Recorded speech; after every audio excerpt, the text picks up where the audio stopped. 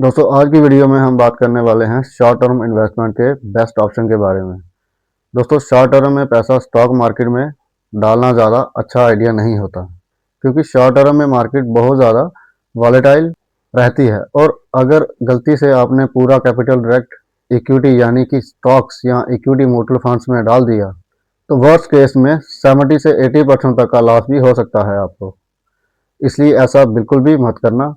तो दोस्तों अगर आपको सही तरीका जानना है तो वीडियो को पूरा ज़रूर देखिए, क्योंकि हो सकता है कि इस 4 मिनट की वीडियो से आपकी लाइफ बदल जाए। सबसे पहले मैं आपको बता दूं कि शॉर्ट टर्म इन्वेस्टमेंट पीरियड क्या होता है। देखिए, अगर आप अपना पैसा 5 साल या 5 साल से कम अवधि के लिए इन्वेस्ट करेंगे तो उसे शॉर्ट टर्म इन्वेस्टमेंट कहा जाएगा। एग्जाम्पल के लिए 1 महीने में पैसा निकाल लिया, ये भी शॉर्ट टर्म में आता है। 2 से 3 साल में निकाल लिया, ये भी शॉर्ट टर्म कहलाता है।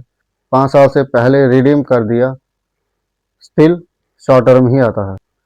कुछ इन्वेस्टमेंट्स में 3 साल भी शॉर्ट टर्म माना जाता है, लेकिन सामान्य रूप से 5 साल से कम ड्यूरेशन शॉर्ट टर्म ही कहलाता है।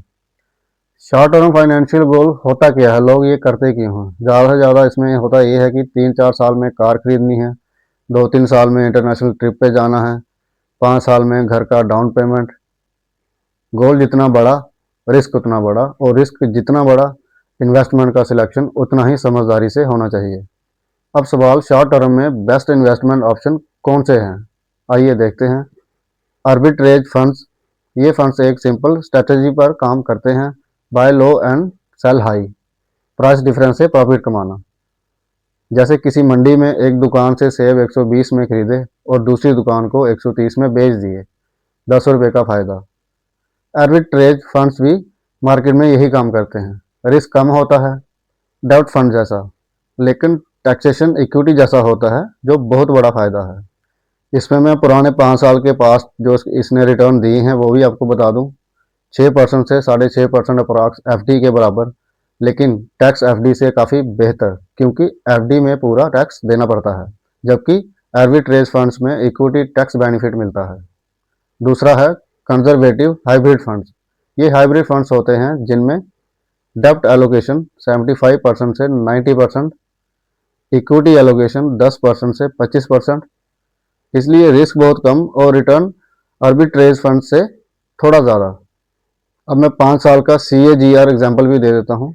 कोटक डेब्ट हाइब्रिड फंड 12.29%, आदित्य बिरला सन लाइफ रेगुलर सेविंग्स में 12.7%, बायो कंजर्वेटिव हाइब्रिड में 11.85%, SBI कंजर्वेटिव हाइब्रिड में 11.85%।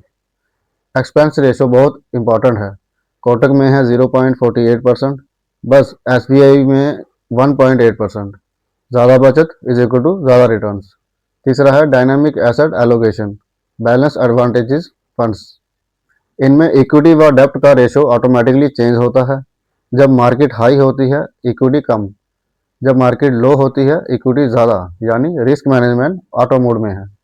रिटर्न्स आर्बिट्रेज और कंजर्वेटिव हाइब्रिड में बहुत मिल सकते हैं और लॉस कंट्रोल भी अच्छा रहता है।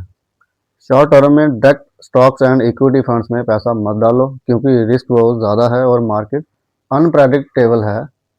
बेटर ऑप्शन है पहला arbitrage funds, save plus equity tax benefit. दूसरा conservative hybrid fund, better return with low risk.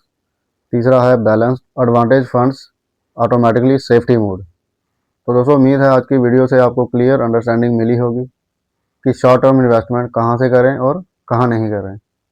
अगर वीडियो हेल्पफुल लगी हो तो लाइक करें, और दोस्तों अगर आपने इस वीडियो से रिलेटेड कुछ भी पूछना हो या फाइनेंशियली कोई भी आपका क्वेश्चन हो तो आप कमेंट करके पूछ सकते हैं, मैं डेफिनेटली उसका आंसर आपको रिप्लाई करूँगा। और चैनल को सब्सक्राइब जरूर कर। मिलते हैं फिर अगली वीडियो में।